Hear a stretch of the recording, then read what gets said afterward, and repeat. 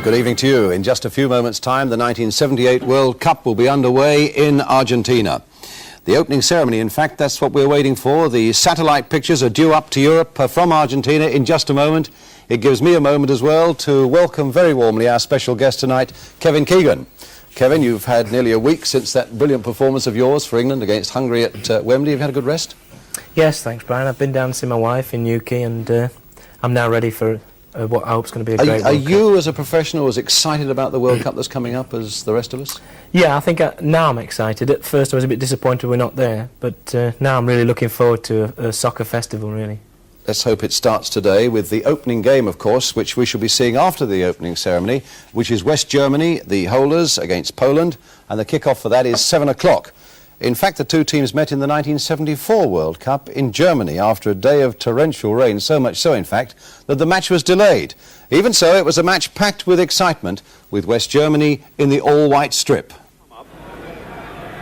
The driven ball towards the near post is something Dana goes for. Damascus going for that, and what a shot from Galoka. And Lasso getting in there with Galoka. And Lasso and Galoka robbed there, but only just. Well, opening games in the World Cup don't have the best of reputations. In fact, the last three have all been goalless draws. Maybe it's just the tension of the occasion that overtakes the players. I've got a feeling this one might be a lot different. Kevin, how do you think it might go? Do you think it'll be a good game of football? Yeah, obviously I think it's got the ingredients of being a great game. I think both teams can relax in the knowledge that both will qualify anyway.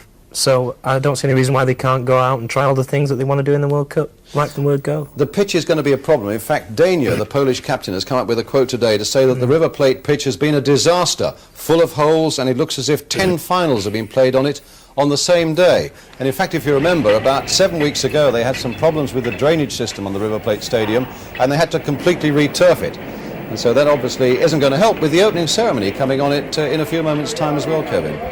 Well, I wish I was playing on there, Brian, but having said that, obviously the pitch should be in A1 condition because it's got a lot of games to come on it too.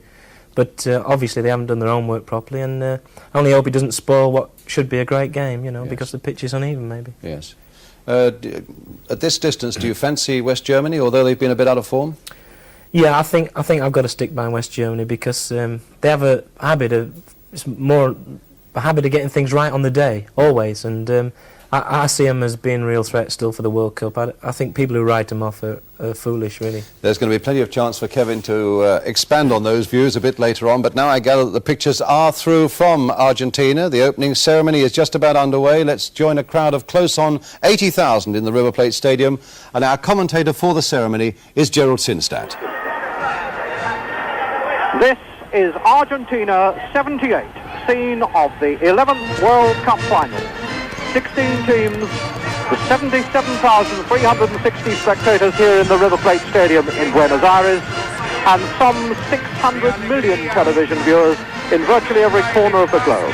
It's just after 10 minutes to 2 Argentina time, and in about an hour from now, Bertie Fuss will lead out the West German world champions to begin their defence of the trophy.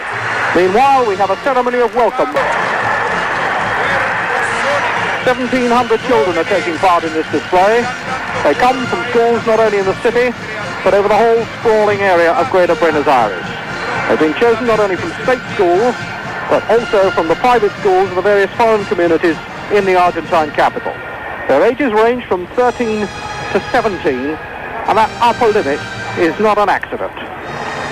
With no one of voting age taking part, the emphasis is firmly on the innocence of youth, free from any suggestion of political involvement. And it's perhaps significant too that Argentina's president, Lieutenant General Jorge Rafael Fidela, is already present. He took up his position before the ceremony began. He didn't make a formal entry, having said that he wanted as far as possible just to be here as a spectator. And now the children form the words Mundial FIFA. Mundial simply means World Cup. It's the word on everyone's lips in Argentina. It's also the word on key rings, ashtrays, lapel badges and all kinds of bric-a-brac. It's on T-shirts and travel bags. It's even on the specially labelled bottles of one of the very drinkable Argentine wines. Una sigla que también significa la unión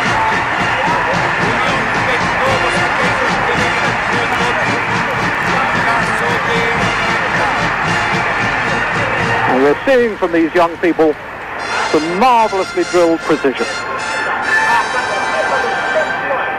These positions taken up in a matter of seconds.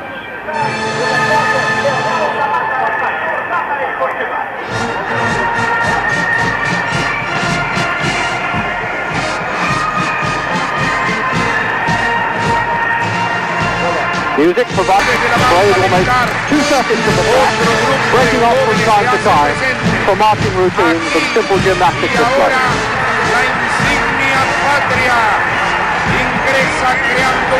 Preparations for this ceremony have been kept secret, so the events are unfolding freshly in front of our eyes as much as yours at home.